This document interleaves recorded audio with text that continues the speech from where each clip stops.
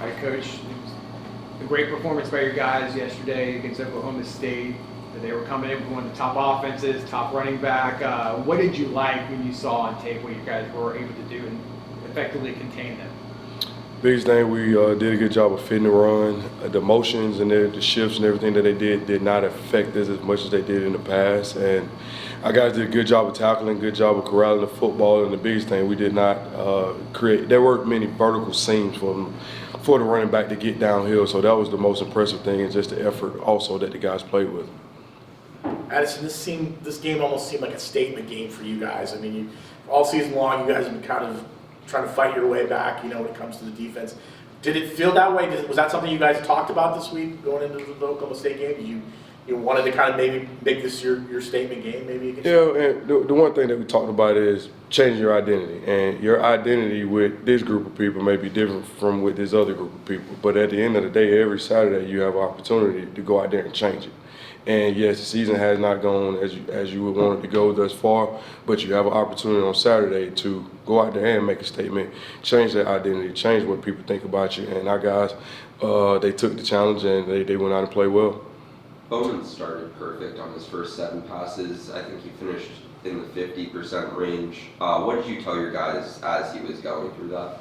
Well, some of it was just called because when you play in cover 3, if they run a curl flat combination, you know what you're giving up. So it was things that we knew could not beat us long term. But then that was my job. Okay, this is their plan. Let's switch some things up and tighten down on the coverage, which we did as the game went on. Did you see something in practice during the week that indicated that you'd see the sort of performance you did? That type of performance, I would say no. I thought that the guys would go out and play well and play with great energy and great enthusiasm. But to say that I saw that coming, I did not. So why? Why this week? The guys, they've worked hard throughout the course of the week, throughout the course of the season, but having the opportunity to make a statement against a team like Oklahoma State that were one of the hottest teams in the country, the #1 running back in the country from a rushing yard standpoint, they were just up for the challenge. And my challenge to them now is, okay, it was easy to get up to play the #1 back in the country. You've put this on tape, so now how can we get better from it and consistently play that type of defense? We've heard everyone say that this is a good football team. We're better than our record reflects. How important was it to kind of have this kind of a performance where everything seemed to come together to kind of confirm that belief heading into these final 2 games? I think it was very important, and similar to what I said last week, I don't think there was ever a point in the season where the guys lost confidence. Obviously the energy levels could be a little bit different. That's just human nature, but the guys never lost confidence, and they knew that we had enough pieces in the room, defensively and offensively, to be a good football team. It was just we couldn't put it all together, and we was able to put it all together last night. The fact that Ollie Gordon obviously had a lot of hype coming into the game, leading rusher. He had a couple games recently where he rushed for 250 yards back to back. Was that a big, maybe motivating factor during the game week? You say, hey, this is who we got to stop. They're talking about him for the Heisman. Did that really kind of help get the guys focused?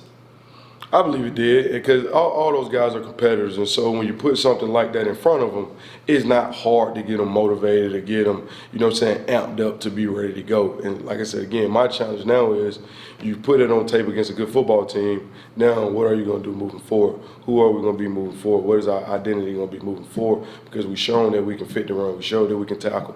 We showed that we can make plays on the football. We showed that we can affect the quarterback. So let's build on that as we move forward. Addison, along those lines, you talked about moving this forward. I mean, can you take something like a game like this, and now you have it on film, and now you guys have done that, now you can say to them, listen, this is what we can do. We know we're this good. Let's do this, like you said, for the next 2 games. Does that make things a little bit easier now that you guys had this kind of performance? I wouldn't say it makes it easier, but it puts in front of them what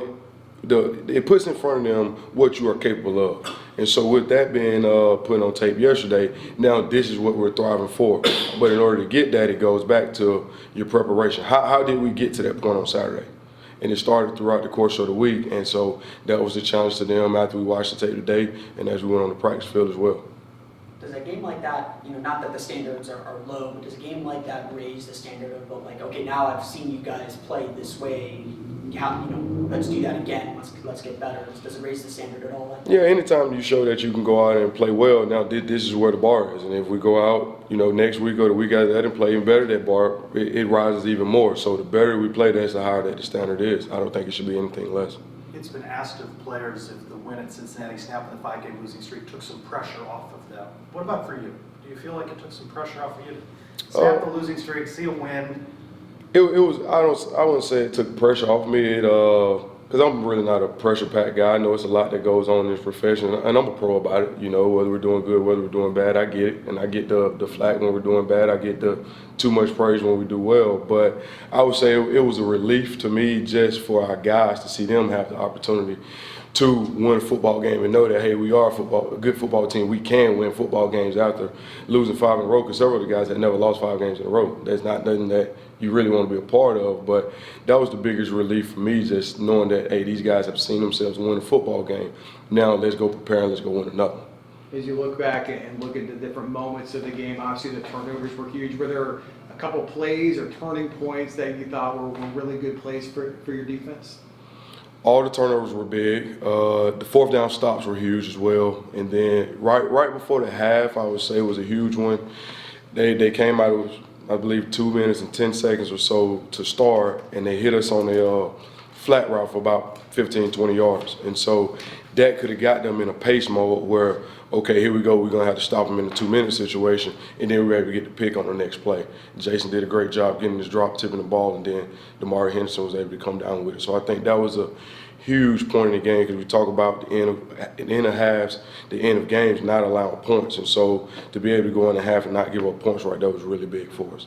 That third quarter spot when the offense turned the ball over and the game felt a little bit in the balance, you know, especially after what happened against Baylor. What were the guys like in that moment? You know, knowing what happened a few weeks ago, applying those lessons and then getting that turnover and getting that stop to flip the game over. We got to go finish. And one of the things I told the guys that we needed to do leading up to it, we need to out-effort them, out-physical, and outlast them. And that was the biggest thing. Outlast. And let's outlast them plays, drives, quarters, whatever that may be, and obviously the game in the end. But it was a next play mentality. The offense picked us up. We got to go pick them up. And it was a great team win from that standpoint. I think Coach Malzahn, he challenged the team the last couple of weeks. The players won. Let's play off each other. And I think that's what the defense did when we took the field. You've talked about a couple almost interceptions for Braden Marshall. He finally gets his first one this week. What did you say to him after he got that? Great job, man. He was in a great spot, and that's why you run to the football. He did exactly what he was supposed to do on the play, but the ball was thrown. He turned and ran to it. Probably one of the easiest interceptions he'll get. So it was definitely happy for him to see himself catch the football, and look forward to him making more plays on the ball as we go. What can you say about Damari Henderson and just the kind of season he's putting forward? Didn't really start the season as a starter, but now is one of your main guys. Yes, Damari, he's really coming into his own. And like I said, back in fall camp, he was working himself into a starter, and then he injured himself.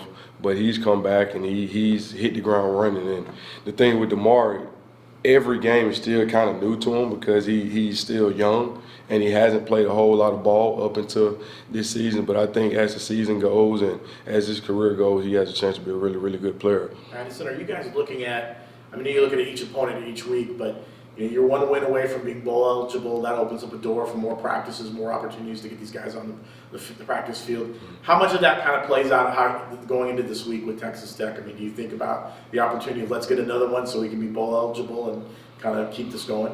Bowl eligible, to get that'd be great. But the biggest thing is to prepare and go win a football game. That's number one. And if we are able to go do that, then we'll naturally get bowl eligible. But the biggest thing is to go prepare well, and so we can go play well on Saturday. On that point, how do you avoid a letdown? You see that with teams, they get big wins. Oklahoma State was coming off of the win. And so I put that in front of the defense today. You had Oklahoma State that played Oklahoma, and they came and it was a letdown. You had us, we had this big win.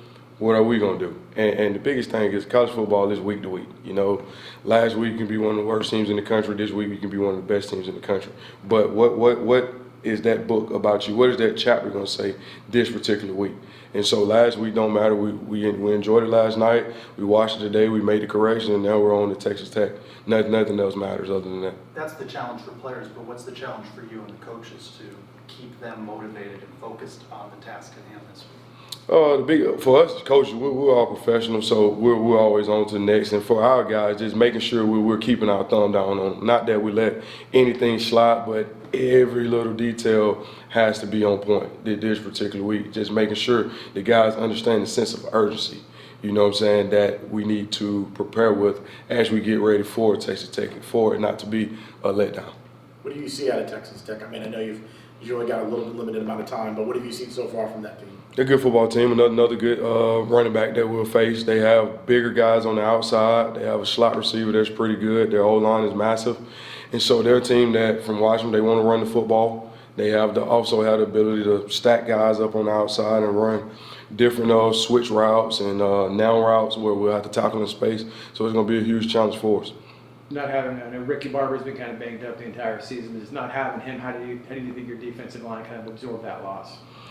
They stepped up to the challenge. It was a next man up mentality, and the guys did a really good job. And one that doesn't get much credit at all is Matthew Alexander. I thought Matthew Alexander played a really, really good football game yesterday, and look forward to him with Ricky if Ricky's still out, look forward to him continue getting more reps and coming into his own as well. You mentioned the turnovers, but Oklahoma State was 2 of 12 on third down, 25 minutes of possession in previous games. Your defense has been on the field a lot more. How much was that a relief to give you guys some rest? That was a huge relief, man. I tell them all the time, we're tired at the end of games because early in games we don't get off the field on third down. Now, we may get off on the second or the third down of the series, but when you're getting off that late in the series, that's 9, 10 plays in the drive, and that wears on you as you go through the course of the game. We were able to get off the field on third down early and often in that game, and we were able to stay fresh throughout the course of it. So I want to clarify something. Is Ricky unavailable this week? Do you think he'll be able to play this week, or is he unavailable? I'm not sure. He was out there with us running around tonight, so I'm not really sure on that. Coach Malzahn will probably have an update on it. Andrew Harris, I know he's been playing special teams. I think he got his first snaps at linebacker last night, had a big hit and limited play. But what's his outlook? How has he been developing as a linebacker? Andrew, he's developing pretty well. He has some guys that in front of him that are a little more experienced. But Andrew, as you see from that one clip right there, that's some things that he's shown in practice. And so look forward to Andrew being a pretty good player for us as well as he continues to develop. Team gets the lead, and then the rain comes, plus the atmosphere of the space game. How do those factors all combine and play to the advantage of the team? With the early success that we had, I think it played into benefit for us because the rain came down. The guys were all excited. We were scoring points on the offense. We were getting turnovers on defense. So the guys, they were super excited and feeding off each other. So it definitely played into it for us. It was like a bunch of kids out there running around in the backyard, man. It was great to see. Is that the best energy you've seen from the team throughout the season? 100%. Probably one of the best energetic sidelines that I've been a part of since I've been here. It was awesome. What did you see from the atmosphere of the fans throughout the rain, and obviously being a large score? Yeah, they were awesome, man. Really appreciate all of them for staying out there. Students as well, man, because it wasn't hard. It wasn't easy, I should say, to stay out there because it was coming down. And I'm normally in the box, so I have not experienced that in a long, long time. So I definitely appreciate everybody for staying out there, and just the atmosphere. It was amazing the entire game. With your critical eye, what did you see that you feel you need to most improve upon in this week of practice? Moving forward, it'll be continue working on our zone drops. That'll be the biggest thing, working on our zone drops where we don't have to sit and play man-to-man every time we want to tighten coverage down. And then continuing fine-tuning our run fits and continue tackling the ball carrier. Addison, I know Gus talked about this at the beginning of the year. This is your last road game. It has been a long, arduous road schedule for you guys. Has it really played a factor this year? Have you felt like these road trips have maybe kind of, especially this year, have really maybe taken its toll on you guys a little bit? I would say no, to be honest with you. Okay. I would say no. If Brandon Adams, I don't know his status. I know he went out with an injury early. If he's out, does DeCorn Patterson see more reps, or what's kind of how would you rotate corner if Brandon Adams? Yes, sir. So BJ, he's been battling some different things, and he was out there running around with us today. DeCorian actually did start the game this past game, and he played a pretty good game, man. We feel comfortable when DeCorian's out there. We feel comfortable when Corey Thorne's out there, and then the Kyle also got some reps at corner. So we'll be in a good spot as we go to Lubbock. What What would you say about the quality of the tackling that you saw? That's been an ongoing challenge throughout the season. It was some really physical tackles out there, so that was good to see. And the biggest thing, when we don't want guys making one-on-one tackles. And early in the season, there was a lot of one-on-one tackles, and that's not an easy thing to do, especially when you're playing against guys that are a little more bigger, a little more physical. Then you're at the point of attack, just pure size-wise. And so just getting more hats to the ball, the missed tackles don't show up as much. And when a guy do miss a tackle and make the back or the receiver check his feet a little bit, you got other guys running inside out to the ball. And so that's been very beneficial for us.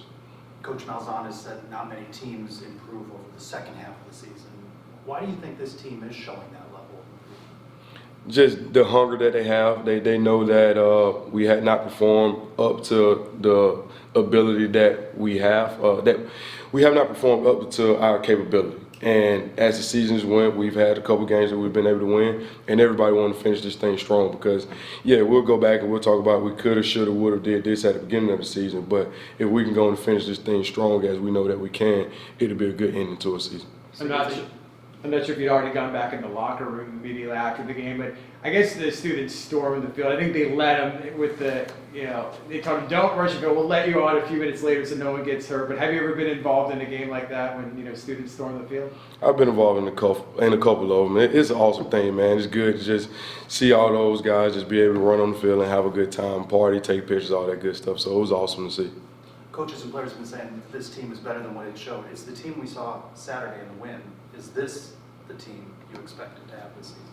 That is the team that we should put on the field every single week for sure. And we honestly feel like that way. Now, all games are going to go different. That game went about as good as it could possibly go. But for the complementary football that we played, offense playing well, defense playing well, running the football, stopping the run, that's just who we are as a program, and we just have not shown that, but we were able to click it, especially on the defensive side of the ball this past Saturday. That's great, Eddie. Thanks. Thanks a lot. Thanks. All right, appreciate you all.